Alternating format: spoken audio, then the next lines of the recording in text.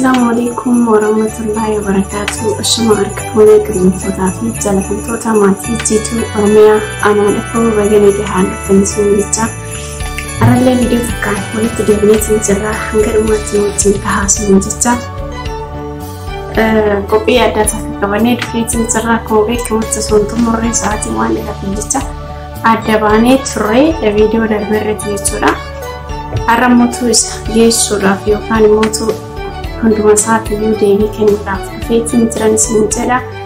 galmaatiin wajjin taasisan jecha garuu wanta akkasiin gaafachuun barbaada wayni isaa wajji kafantamoo yuutuubiitu isin daangessamoo harka keessan kanatu iyyuu garaa isin nyaata laata maalumaafuu like share gochuu baradha wal jajjabeessu afaanii qofa osoo hin taane tagochaan agarsiifamtu sana barbaadna waan ta'eef teestaa jedhaniisa yoo dogoggoruu itti waan daqiiqaa akkasii kennaa isin jecha gara kallattii dhumaaniin isin dabarsa. يا ربي ذوك جاتنا غرغاري تقوى في معني دان قلبي نطاري وجي خير الدين ودرس عمري يا أفضل الصلوات من الله الباري على محمد مصطفى اوكي كبجمتو راهي جالتمتو تا بيستاتي بوتموت بودي من التما اتي بوتاني جرتو لايك شير بوتاني جرتو سنجا درجة كانت معي جرا جافي في بيبي تسمي بسا كبجمتو تعرفي جالتمتو تكينيا معلومات موتين تحاسن جتا أيتو شو بنتي كاني جالتمتو في كبجمتو جافي نادي سوكي جالتو سنجا تسوكي أدمو لكما كانت معي نتسنى بسا جيتو أنا جران ممكن جالتو أتلي جاهنا كوبيسو كيف جالتو السنجلا نافكي نوكيتي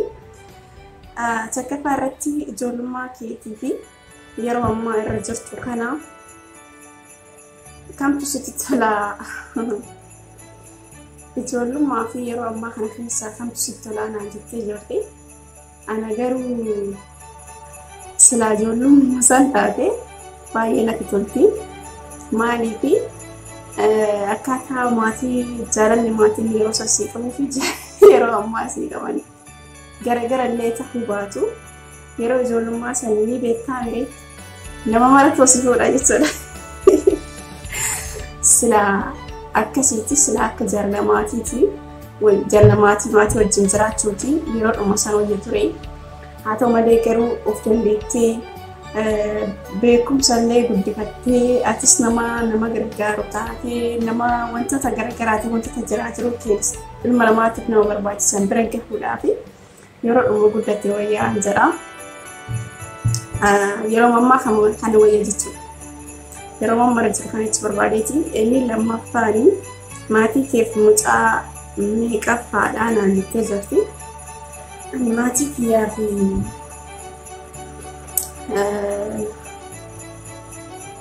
maatiin keenya maashaallah maarkallaa maatii baay'ee qabna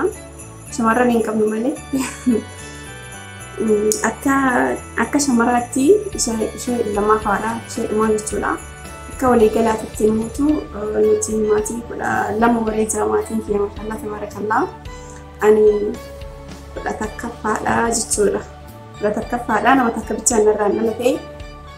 akkas garuu kan jiru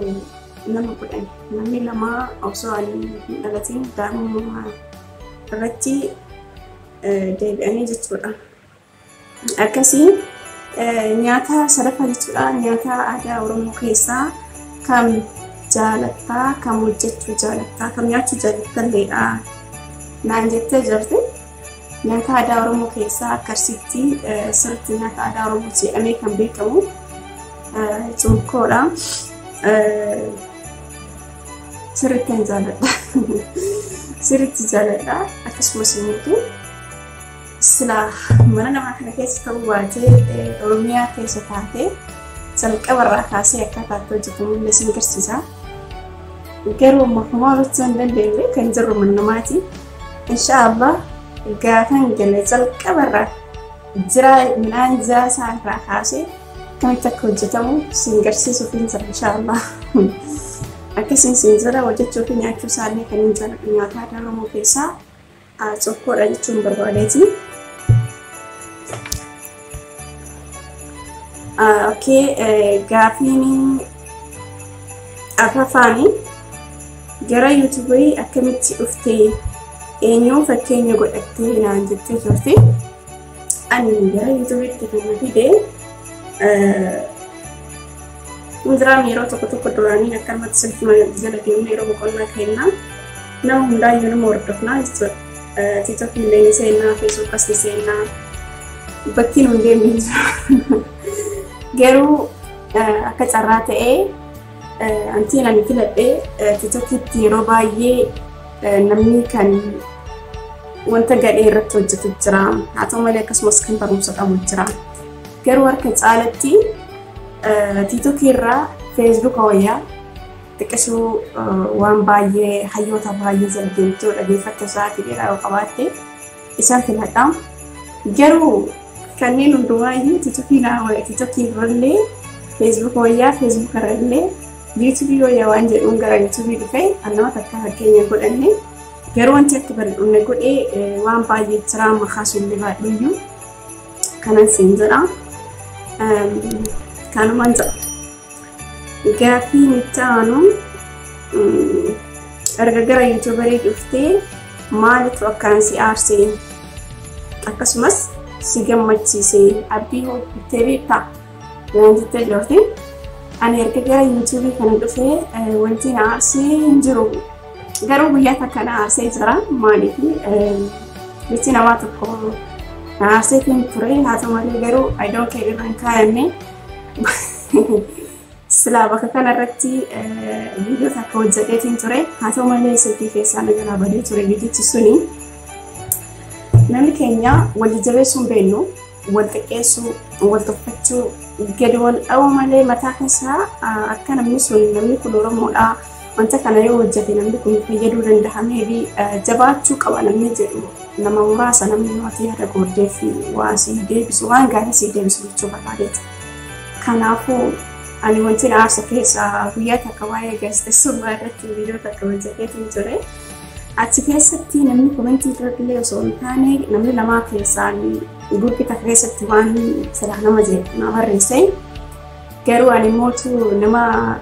waan na jedharraa duubatti deebi'uu miti nama of danda'eedha. Nama kallattii ittiin na baasuu fi kallattii ittiin na nyaatu illee adda baasee beekuudha. Waan ta'eef inuma namni jecha takka yoo naan jedhe nama horkachiisa. Amala kiyya keessaa amala waa horkachuutti ni qaba.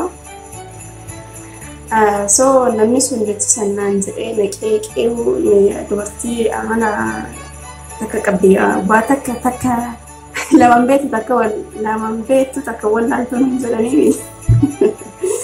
So ani garuu jechi sun akka makka'ee itti dalaguun taasisu karaa sa'aatii argadhee hanqina yeroo kiyyaatii fi xiqqishuu waan nan jedhe sanirraa duubatti illee hin deebine garuu yeroo sa'aatiin eeggataaf waan jira. Wanta santu na aarsee jechuu barbaadeeti yeroo tokko beektaa gaafii kana keessatti namni keenya dubartii kushiinaa arabaa sirriitti jabeessi. Warra kushiinaa arabaa keessa jirtanumaan beekanii eessallee geeffanii namni jedhee zaattis dheeruudha. Akka kiyyatti yaada dogoggoraa neegatiif addaa ta'e jedhee fudhadha malee kana namni ittiin hin cabdu jechuudha. Ofillee hin cabsuu hin barbaadu. Wanta akkana kanatti morkadhaa yoo ta'u. Akkasiin isin jedha garuu dubartii arabaa kana yoo jettanii xiqqishoo mataa keessa nama dhabuuf deemtanii please sheem isinitti haa ta'u dhugaa dubbachuudhaaf. Maaliif namni iddoon kamiyyuu hojiidha. Hojiidhaaf malee dandeettii waa yaaduu yookaan immoo hanqina wayii qabaanneetiin miti kan mana namaa keessa hojjennu jechuudha. Of dandeenyee akka sooree xiqqishoo addunyaa jalaa citee ture.